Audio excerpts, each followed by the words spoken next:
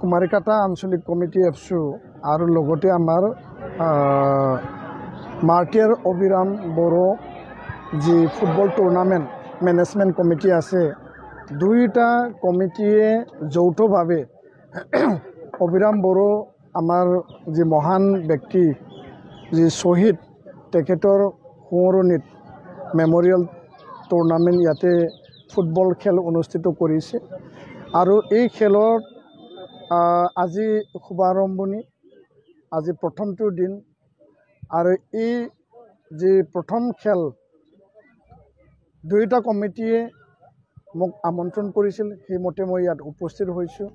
আৰু ইয়াত স্থানীয় যিখিনি বিশিষ্ট ব্যক্তিসকল, বিভিন্ন দল সংগঠন, বিভিন্ন ভাষা ভাষী, বিভিন্ন জনগোষ্ঠীৰ লোক একত্ৰিত ইয়াত এই ঠাইত একত্ৰিত হৈছে। আৰু ইয়াৰ যোগেদি আমাৰ যি ফুটবলৰ প্ৰতি আৰু মহান এই শ্বহীদগৰাকী অবিৰাম বড়োৰ প্ৰতি যি এটা শ্ৰদ্ধা আৰু যি সন্মান, সেই তেখেতৰ যিখিনি জীৱনত বা তেওঁ নিখিল বড়ো ছাত্ৰ সন্থাৰ তৃতীয় সভাপতি হিচাপে কাৰ্যনিৰ্বাহ কৰিছিল 1974-76।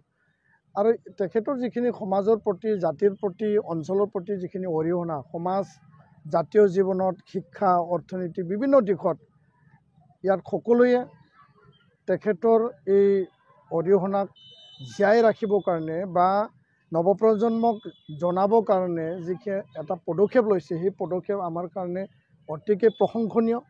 আৰু মই দৃঢ় বিশ্বাসী যে এই খেলৰ যোগেদি মহান শ্বহীদগৰাকীৰ যি এটা কৰ্মৰাজি আজিৰ প্ৰজন্মই তেখেতক জানিব।